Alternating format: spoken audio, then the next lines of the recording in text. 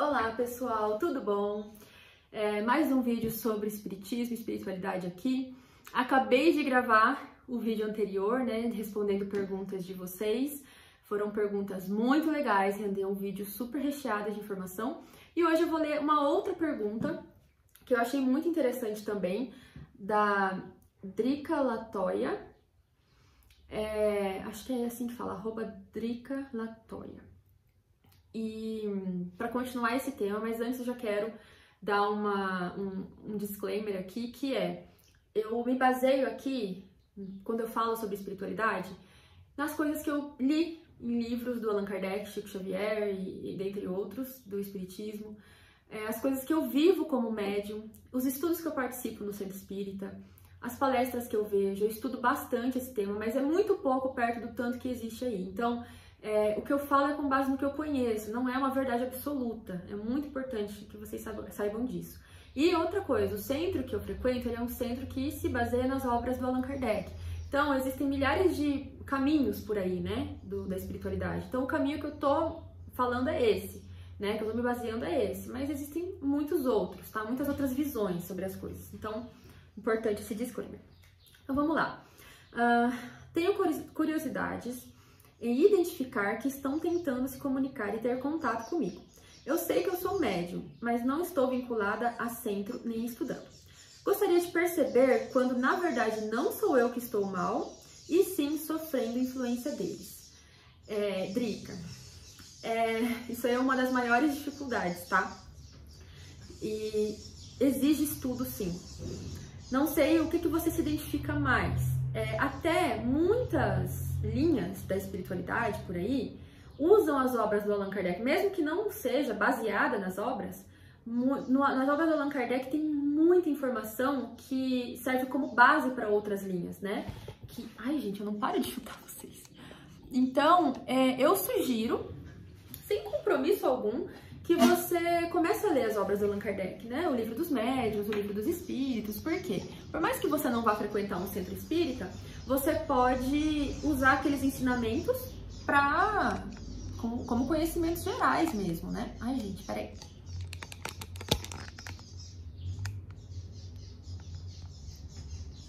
Então, eu diria que se você não está estudando, primeiro, encontre alguma coisa para estudar, urgentemente, né? Um médium em desequilíbrio é um sofrimento sem fim. E eu sei porque eu já estive desequilibrada em muitos momentos. Então, é muito importante. Segundo, se você é médium, né, e tão perceptivo assim, é porque você tem essa missão de usar essa mediunidade para alguma coisa. Então, outro motivo para estudar. Estou sugerindo as obras do Allan Kardec, mas fique à vontade aí se você se identificar com outra coisa. Bom, então, quando saber se é ou não é, né, você? Eu ainda não sei identificar 100% das vezes quando é ou não é. É sempre a questão de racionalizar o que está acontecendo e ir eliminando as possibilidades. Então, vamos supor que você começa a se sentir repentinamente muito mal.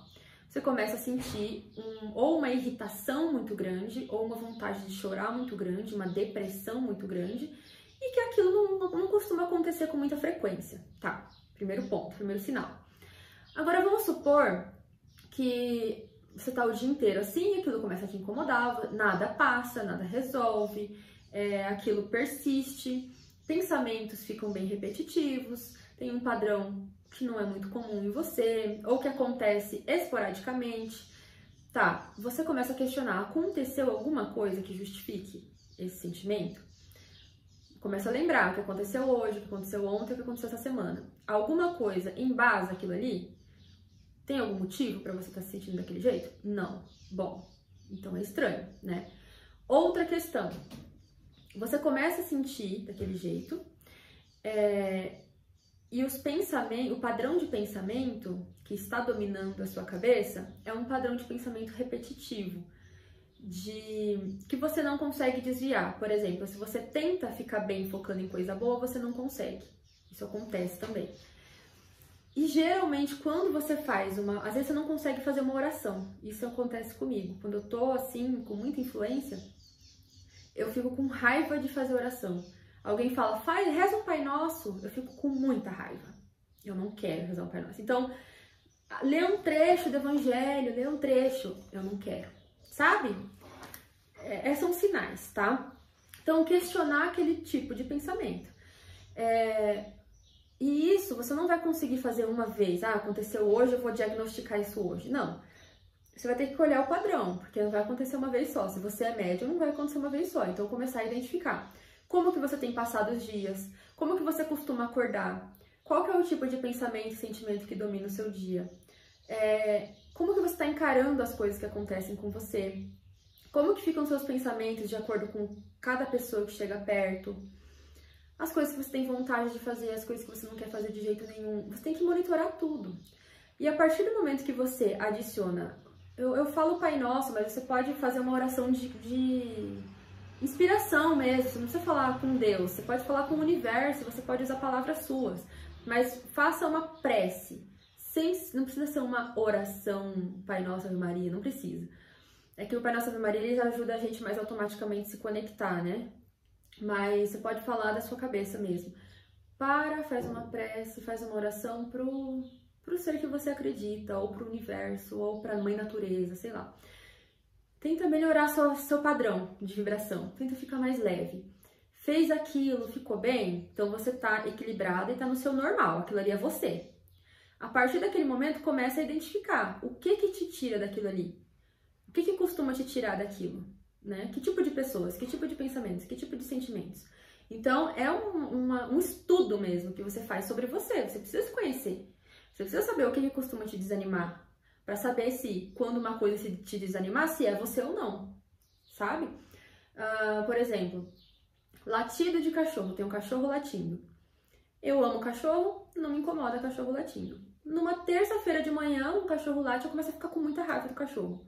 Provavelmente, né, combinado a outras questões, pode ser que não seja uma raiva minha. Então, é questão de observar. Mas é por isso que você precisa ler. A coisa que mais me ajudou, mais do que os estudos do centro, mais do que as obras do Allan Kardec, foram ler livros como se fosse romances, assim.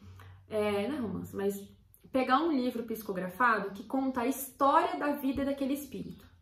Então, tem um livro que eu amo, é uma trilogia, na verdade, que é o livro Perdoa. Deixa eu até pegar aqui quem escreveu, Cecília alguma coisa. Eu li os 3. É uma trilogia, é pelo espírito Jesus Gonçalves, e quem escreveu... Gente, cadê o nome dela? Célia Xavier Camargo. Então, o primeiro livro é o Perdoa, o segundo acho que é Em Busca da Ilusão e o terceiro é Ave Sem Ninho. Só não lembro se é essa ordem, mas são 3.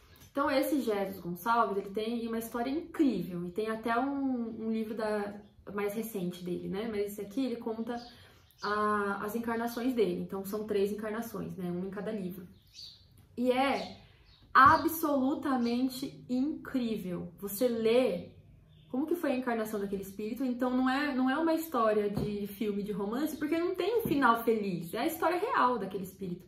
Então ele conta tudo aquilo, aí conta depois que ele desencarna, como que é no mundo espiritual, como que são encaradas ali as desavenças entre as pessoas depois que desencarnou. Um vai para o umbral, o outro evolui, o outro fica obsediando alguém, e aí como que reorganiza a próxima encarnação entre todos eles, para tentar mais uma vez em outro núcleo, né, no mesmo núcleo familiar, mas em outras posições, novos acordos, né, que aí volta, e aí faz tudo errado de novo, aí volta para o mundo espiritual de novo. É uma luta, mas é muito maravilhoso. E esse tipo de livro, ele me ajudou a olhar para a minha vida de outra maneira, a olhar os erros que essas pessoas cometeram para eu tentar não cometer também. Então a questão perdoa, né? O livro chama Perdoa. Por quê? O perdão, nesse primeiro livro, teria evitado os outros 2. O perdão seria a chave para acabar aquele ciclo, que só foi piorando, porque as pessoas não conseguiam se perdoar. Então, é uma coisa muito do ego da gente, o perdão, né? Quando alguém faz alguma coisa pra gente, a gente às vezes fala, eu perdoo, mas não esqueço. Não, mas eu não vou esquecer, tá guardado, tá aqui, né? Essa pessoa vai ver. esse sentimento é péssimo, porque quando o seu coração fica meio pesado por conta de alguma coisa que alguém fez, que nem eu falei, quando você desencarna, aquilo continua. Então, você arrasta aquilo para uma outra encarnação. Então, se você não perdoa, não supera aquilo ali naquele momento, você vai ter que ter em uma outra encarnação ou mais pra frente na sua vida, uma outra oportunidade de testar aquilo de novo para ver se você vai perdoar. Se você não vai perdoando, você vai levando aquilo ali por vidas e vidas e vidas e você nunca chega lá, tipo, você não é feliz, porque você sempre tá com aquele sentimento mais denso, mais negativo, aquela vibração mais baixa, e você não consegue ascender para um lugar de mais felicidade, digamos assim, para você... Todo mundo quer viver num planeta de luz, com seres bons e que todo mundo se ama. Quer, mas a gente tem sentimentos ainda que, quando colocados à prova, são sentimentos que ainda mostram a nossa inferioridade. Então não adianta a gente querer uma coisa e agir de outra forma, sabe? E eu tinha muito essa mania, até que, principalmente quando eu era adolescente, pensava assim, nossa, mas eu sou muito boa. Eu sou top. Tipo assim, no sentido de, eu não sou uma pessoa ruim, né? Mas aí chegava uma situação, eu ficava com ciúmes. Chegava uma outra situação, eu ficava com orgulho. Chegava uma outra situação, eu queria me vingar. Então, quando você é colocado à prova, que você vê se você tem aquele sentimento ou não. Aquele traço de sentimento. Isso que é importante. Então, quando você julga o que uma pessoa fez, por exemplo, né? Se você tivesse passado pelas mesmas coisas que aquela pessoa passou e naquela situação tivesse vivido aquilo, você tem certeza que você faria diferente? Certeza, sabe? E como a gente não pode ter certeza, a gente é colocado nas situações durante as encarnações para testar, para ver, né? Então, é bom a gente pensar sobre isso. Bom, então deixa eu voltar aqui só para finalizar o vídeo. Drica, obrigada pela sua pergunta. Acho que eu não consegui te ajudar muito em relação à resposta, porque eu acho que não tem uma resposta, né? A resposta é estudar, avaliar, observar e se conhecer. Porque quando você observa isso o tempo todo, você tá sempre atento ao que você tá sentindo, e aí mesmo quando você se desequilibra, você sabe que você se desequilibrou e sabe o caminho para voltar. Então, é muito melhor quando você tem esse controle, né? Não é fácil, mas quando você consegue perceber, já é um ótimo caminho, um ótimo sinal, tá bom? Então é isso, espero que vocês tenham gostado. Mais uma vez, deixe aqui nos comentários com muito amor e carinho temas, dúvidas, sugestões. Se teve alguma coisa que eu falei que você quer ouvir mais sobre aquilo, né, em algum dos vídeos, eu vou deixar marcado aqui os outros 2 vídeos que eu postei. E aí, vamos continuar esse assunto que eu acho ele super importante para todo mundo, tá bom? Espero que vocês tenham gostado, um beijo e até o próximo vídeo.